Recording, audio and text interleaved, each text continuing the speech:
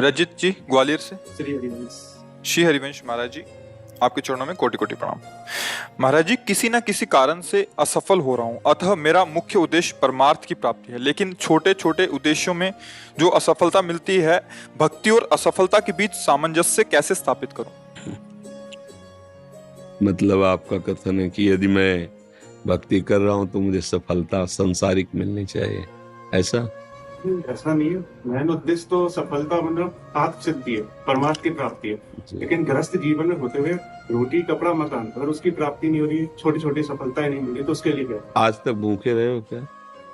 नंगे रहे हो क्या? आप समझो, मेरे प्रभु जो है इतने करुणामय कि हम आप तो मनुष्य हैं, जो पशु पक्षी हैं, कीट पतंगे हैं, बहुत सी ऐसी योनियां हैं जिसको हम देख भी नहीं पा रहे, प्रभु उनको भी भूखा नहीं रखते। उनका नाम विश्वम्बर है। अब हमारी चाहतों की सफलता है।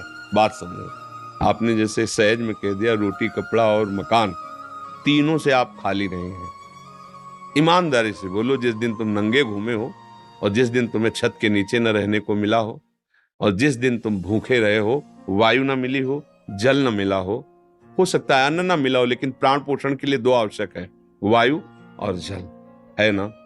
अब हमारी बात असलियत में, हमारी जो शरीर पोषण जीने की आवश्यकता है वो तो सबकी पूर्ति हो रही है। आप देख लीजिए, चाहतों की पूर्ति शब्द है।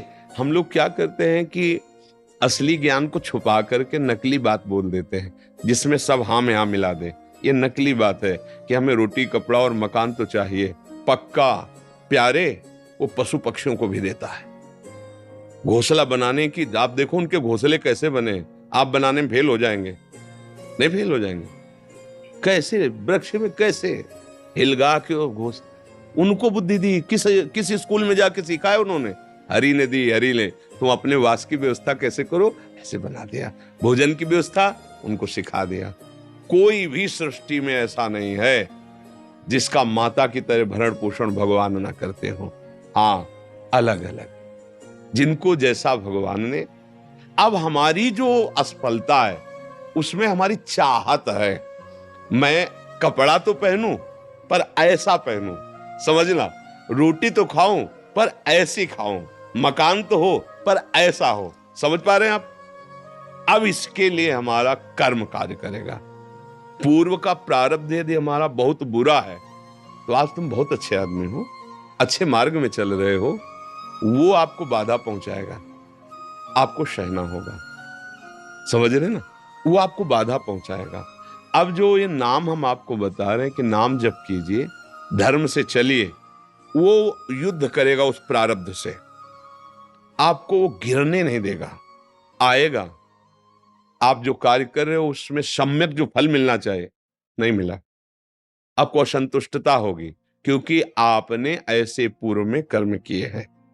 अब वो आपको बाधा पहुंचा रहे हैं, लेकिन आप भजन कर रहे हो ना, तो आपको निरुत्साहित होने नहीं देंगे। चलो, एक कर्म निष्फल हुआ, दूसरा हम 100 बार उसका अनुष्ठान करेंगे, कितनी बार निष्फल होगा? एक दिन तो सफल होगा ही नहीं, निकल जाओगे, निकल जाओगे। सफलता तुम्हारे चरण चूमेगी। प्रारब्ध कोई देवता नहीं है, हमारा किया हुआ पूर्व कर्म है। हम नया कर्म इतना बलवान करें कि उसको रौंद दे। बात समझो। और उसके लिए अब छोटी मोटी बात नहीं काम करेगी, छोटा मोटा कर्म काम नहीं करेगा। डट के हमें धर्म और डट के भजन विध्वंस करके, अगर विध्वंस ना होते तो फिर मोक्ष कैसे होता? मोक्ष को मतलब जानते हो?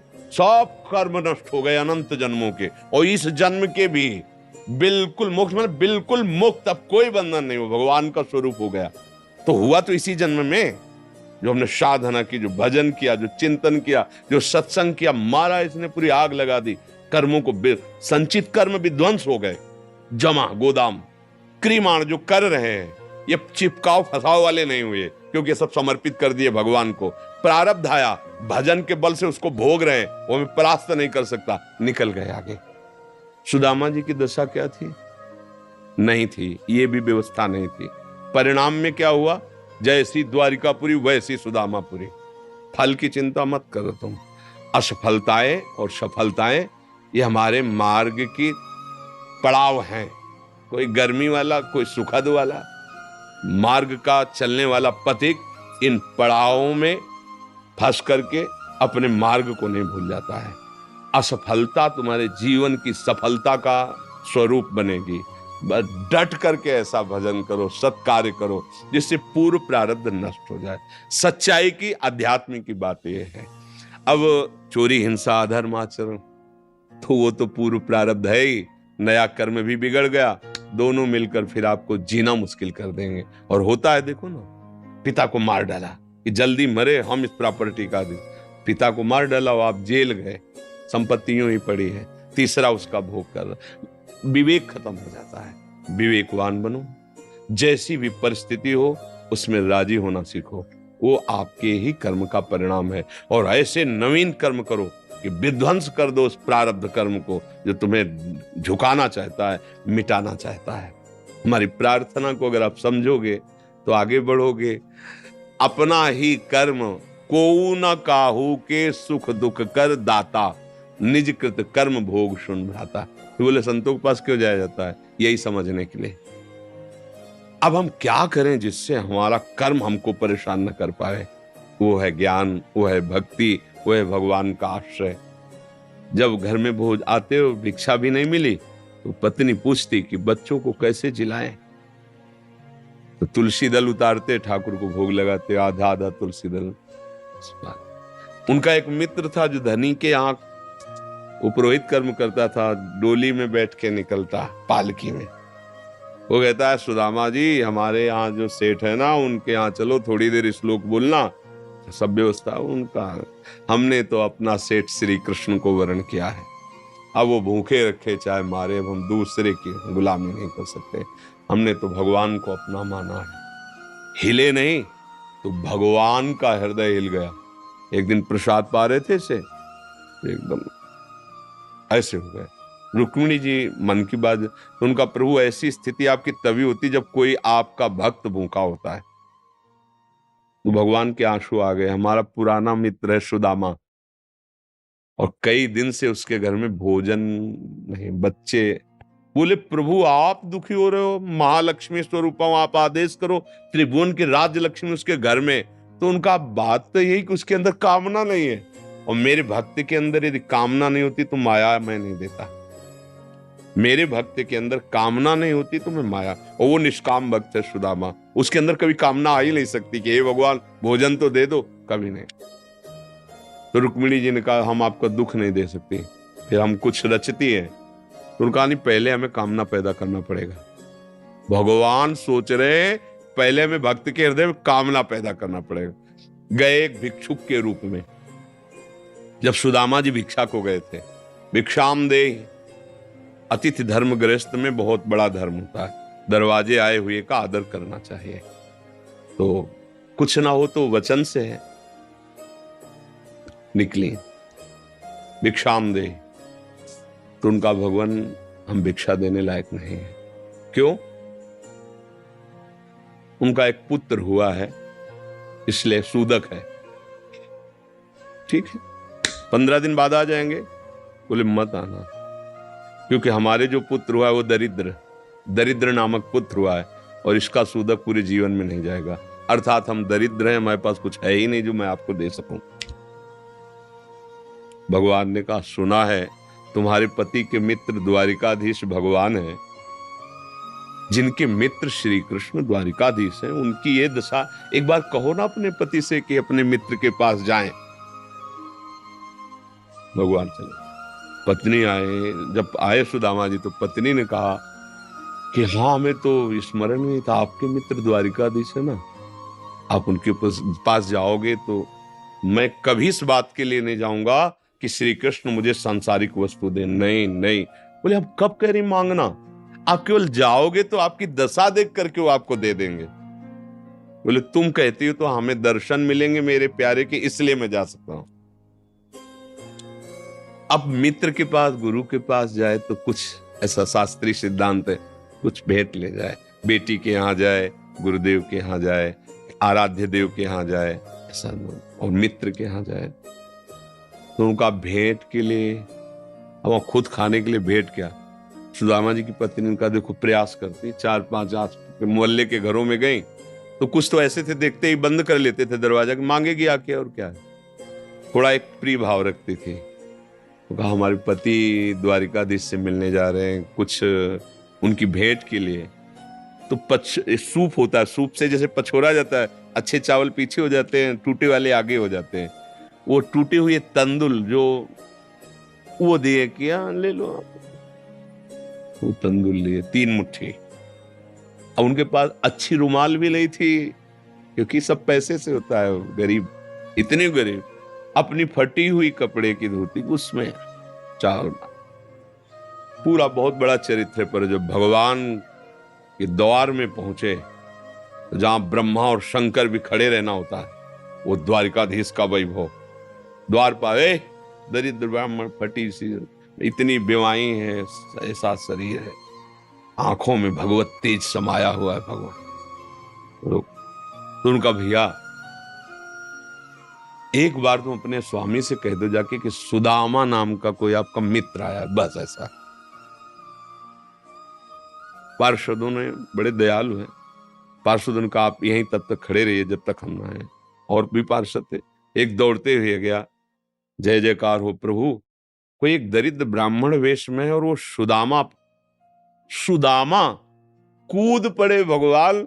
ब्रह्मा शंकर को भी इंतजार करना पड़ता था, लेकिन सुदामा नाम सुनते ही भाग पड़े भगवान। और ये सब आश्चर्यचकित बात रुक्मिणी जी, पार्षद सब देख रहे हैं कि ऐसे तो कभी भगवान नहीं भागे कि भाई ब्रह्मा जी आए भगवान भाग पड़े या शंकर जी आए, सब आकर इंतजार करते हैं। और प्रभु जब प्रभु दौड़ के गए सुदामा जी को। सुदामा जी संकुचित हो रहे हैं कि मेरी हड्डियां ऐसे सुकोमल, तन मेरे श्याम सुंदर के लग रही होंगी। वो सकुचते जा रहे कि इतना बड़ा वैभव स्वामी हमें ऐसे। भगवान ऐसे अपने हाथ से चरण पखारे सुदामा जी के, थाल रखकर। रुक्मिणी जी आश्चर्यचकित हो रही है, ऐसा कोई तपस्वी, ऐसा कोई महात्मा जिसके ऐसे भगवान अभी तक तो नहीं देखा जैसा इस ब्राह्मण। और धोती कई जगह से फटी थी, जो दुपट्टी उसको कई ऐसे केवल अंग ढके हुए थे, ऐसी धोती थी, हड्डियां शरीर में। रुक्मिणी जी के पलंग पे बैठाला भगवान ने, जिस पलंग को ब्रह्मा शंकर नमस्कार करते हैं, उस पलंग पे बैठाला, चरण धोए, चरणामृत लिया, का हो भाग्य आप पधारे, भोजन पानी से चरण दाब रहे भगवान। सुदामा जी से वो दास पर कितनी प्रीति प्रभु करते हैं। 2-3 दिन 4 दिन सबसे प्रभु मिलवा रहे, परिचय कराए, ये मेरे मित्र सुदामा जी हैं, ऐसे बैठे। और सबके बीच में कहा कि ब्याह हो गया है, क्योंकि जब मित्र बने थे तब तो गुरुकुल में थे। सुदामा जी ने कहा पुत्र भी है, तो भाभी ने कुछ दिया भी होगा हमारे लिए। अब ये वैभव, अब वहां फटे कपड़े में तंदुल कैसे? बोले देखो पहले चूक की थी, गुरु माता ने चले दिए थे हमारे लिए, और फिर चूक कर रहे हो, कुछ दिया है? अब भगवान ने ऐसे हाथ पकड़ा, उनका उठाया, इतने स्वादिष्ट कीमती वस्तु तुम छुपाए रखे हो। खोला, उस फटे पुराने कपड़े में लपटे हुए तंदुल, रोमांच हो रहा है भगवान को। रुक्मिणी जी देख रहे हैं कि ऐसी प्रसन्नता से तो 56 भोग भगवान नहीं पाते द्वारिकाधीश, जैसी इस गरीब ब्राह्मण के तंदुल पार है भगवान। दूसरी मुट्ठी ली, तीसरी में रुक्मिणी जी ने हाथ पर, प्रभु बस इतना काफी है इनके लिए। 2 मुट्ठी में 2 लोग का वैभव सुदामा को। प्रगट में 25 पैसे भी नहीं दिए, एक भी वस्तु ले। 3-4-5 दिन आनंद लिए, फिर सुदामा जी से कहा कि तो भगवान ऐसे चले। सुदामा जी ने सोचा कि प्रगट में तो कुछ दिया नहीं, हमें लगता विदा करने चल रहे हैं, तो कुछ अगर 2-4 असरफी भी होंगी तो खान पान व्यवस्था तो चली जाएगी। भगवान ने कहा जो अच्छे अच्छे कपड़े पहनाए थे, रास्ते में कोई उतार सकता है तो उतार दो, अपनी धोती पहन लो। यहाँ पर धोती रास्ते बोले आप इधर से ऐसे जान, फिर वहां से मुड़ जाना। बोले हम तो आए थे तो रास्ता तो जानते ही प्रभु, चले जाए। और रास्ते में सोच रहे मेरे मित्र कितने कृपालु हैं, मुझे इसलिए नहीं दिया कि ये कहीं मेरा चिंतन छोड़कर धन का चिंतन न करें। हे श्री कृष्ण, सदैव आप जैसा ही मित्र मिले। सोचते सोचते आए तो देखा फिर वही द्वारिकापुरी। बोले मेरी बुद्धि मारी गई है कि वास्तविक यहाँ कोई रचना हो गई। यहाँ तो हमारी एक छोटी सी कुटिया थी, ऐसा ऐसा। देखा कि उनकी पत्नी जो है स्वर्ण थाल लिए दास दासियों से आरती उतारने। तो उनका तुम कौन हो? तो उनका आपकी दासी हूं, आपकी पत्नी। ये सब बोले जिनके पास गए थे ना उन्होंने सब अश्रुपुलकित हो रहे कि वास्तविक तेरे दरबार की आली निराली शान ये देखी, सखावत खुद तेरी गलियों में चक्कर काटते देखा, फैलाया हाथ जिसने तेरे दरबार में आकर तुझे देते नहीं देखा, मगर झोली भरी देखी। ऐसे अगाध सिंधु भगवान का दासत्व भला हमको निष्फल कैसे हो जाए? हम जो राधा राधा जप रहे हरि हरि, ये कभी निष्फल हो सकता है। पर धैर्यवान रहो, धैर्यवान रहो। समय से जब आएगा तो आप निहाल हो जाओगे। अश्रद्धा मत करो और ऐसा भी मत सोचो कि भरण पोषण हमें नहीं, ऐसा नहीं। त्रिभुवन में कोई नहीं है, सबको जैसे राजी हैं भगवान वैसे सबका भरण। किसी को 1 कुंतल मांस चाहिए तो उस पशु को भगवान उतनी व्यवस्था किए। किसी को कितना चारा चाहिए उतनी व्यवस्था किए। कितना सबको, पूरी सृष्टि को भगवान दे रहे हैं। इसलिए ऐसा तो कभी अश्रद्धा करना मत और धर्म से चलते रहो, नाम जप करते रहो, पूर्व कर्मों से लड़ो, निराश होना मत सीखो। आज सफल नहीं है तो हम कल सफल होंगे। ऐसा नहीं कि हर कर्म हमारा निष्फल चला जाए, ऐसा नहीं है।